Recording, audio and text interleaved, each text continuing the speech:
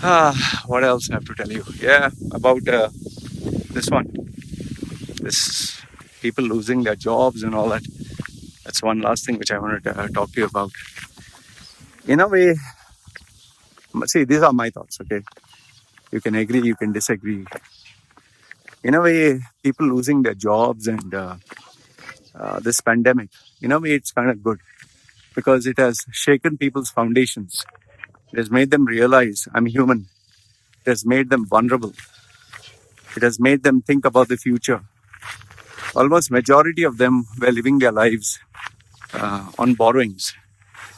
Once upon a time where you take a loan only after a well thought out, process, and you'd evaluate the options, you'd consider the risk. Taking a loan was a shameful thing, but you take a loan only because you wanted to be sure, that you're taking it for something important. People wouldn't take loans for like senseless reasons, and they would take maybe one loan in a lifetime. But today's economy, taking a loan has become a fashion statement. You want a car, you take a personal loan. You want a house, you take a mortgage. You want to study, you take education loan. You want to start a business, you take a loan. You want something personally, you take a loan. You want to buy something, you buy on a credit card. That's a loan. You want to eat outside, you take on a credit card. You want to spend a good doctor, you spend a loan.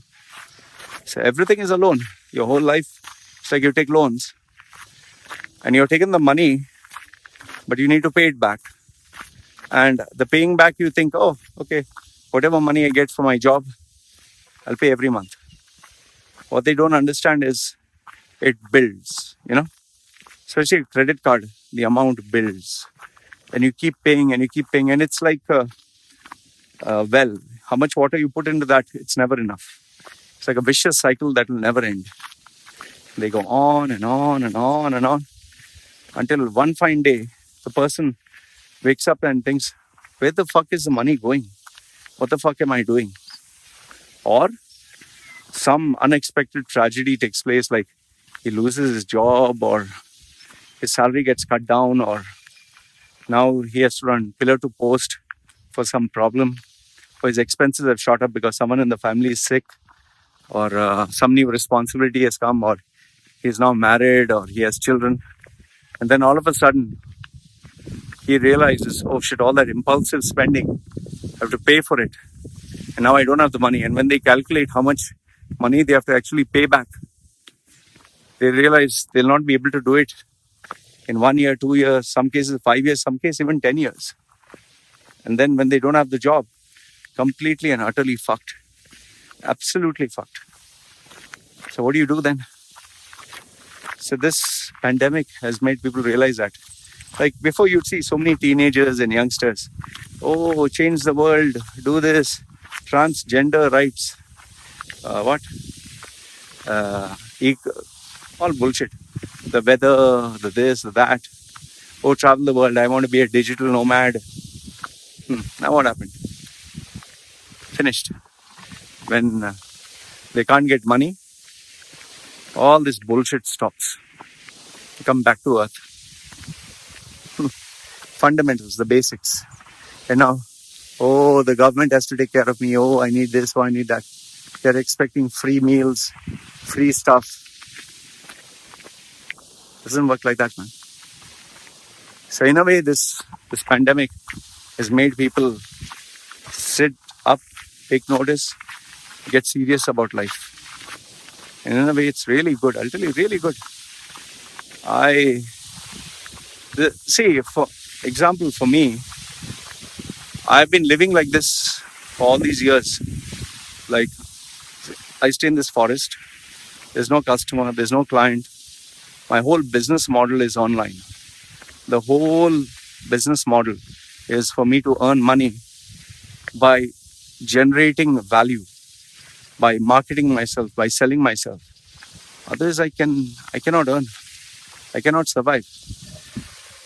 How will I survive? How will I earn? So it taught me to be very afraid. It taught me to be very insecure. It taught me to be on the edge. every single day to, get up and plan out my things and look into the future, analyze things. It gave me a set of skills that I didn't have before. Like, for example, now this running that I do, okay, I do 6 rounds. I think it's now maybe 300 or 400 meters up and 400 meters down. I'm just saying maybe. Initially, when I started, I think I could do only 100 meters. For a guy who used to do half marathon, my health and everything else had totally gone for a toss. And I was not able to do even 50 meters because I was bleeding, And I used to sit in the toilet. As to literally, blood used to just come out of my body and I would become pale white, I was literally like bleeding to death. You see my previous videos, I was literally like, if I'd go walking, I'd feel dizzy and almost fall down. I thought I was going to die. I could only do like 50 meters. Just imagine, just think, 50 meters for a guy who used to do a half marathon.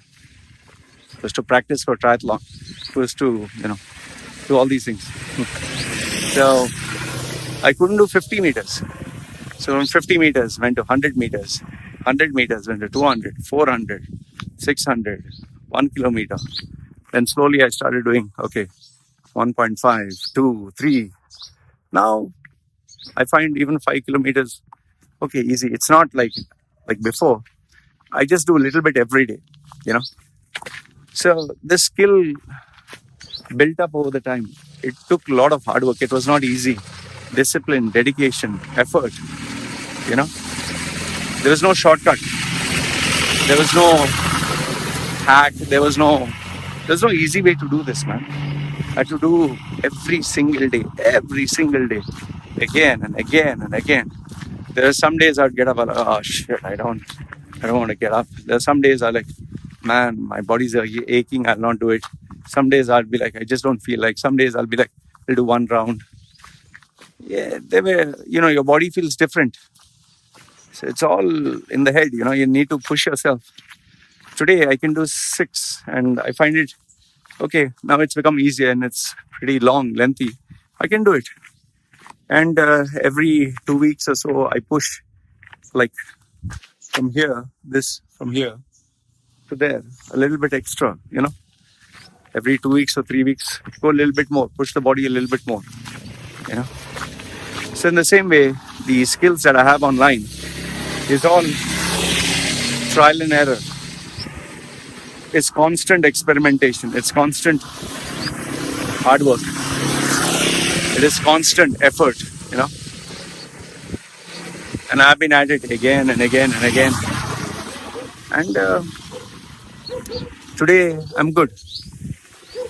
In fact, you'll be very surprised to know. Even I was surprised actually when it happened. This guy asked me for my services and he sent me a mail that I'd sent him, I think, 4 years ago. Yeah, 4 years ago. And why I felt that he sent me a mail 4 years ago is because when he sent me a CV, resume for a job in Europe, he said, Loy, your charges of $149. So $149, I looked at the CV, I was like, no fucking way. The CV has so much of work. And that's also for a European market. So I told him, no, sorry, it's not $149. This will go up to $700 or $800. So he's like, what the fuck? He's saying, yeah, but you had quoted me at $149. I said, when did I quote you? It turned out to be 4 years ago. I said, boss, I have changed. You have changed. People have involved. My processes have improved. That what I offered you that time, I was just starting off. Because that time I just come down to Samui, My whole business model was moving online, which I had not done before. So I said, that time I offered those rates because I was just starting. Today I have clientele, I have a waiting list. And my main focus is personal branding, not these CVs. So, he was pretty shocked. He didn't get back to me. But after a few days, he got back to me. He confirmed the deal. He asked me for a little discount. I was like, okay, I just gave him a little bit. But imagine, I started off at 149. Today, that same work, I'm charging like $800, So it's because I've evolved. It's because I worked hard on my craft. It's because I studied how to improve, how I can give more value, how I can, do something so amazing that a person would be willing to pay me more. And it takes guts and confidence to be able to charge like 4 times or 5 times more than what you're charging every year, So imagine from $100 or $149 for me to charge for the same work $800. Obviously, there's a massive spike, a massive improvement. So in the same way, it's like you need to grow, you need to evolve, you need to improve every year. Every year you should be earning more. Others, you're fucking stupid. How will I manage my expenses, man? I have a mouth to feed. I have now 2 months to feed, including myself. I need to save for the future. One day, I'll no longer be relevant. People will no longer want to pay me for my services or myself. I'll be outdated. Then what do I do when I'm 60 or 70 years old? Maybe nobody will care to even take my advice or counsel. Then what do I do? So need to work.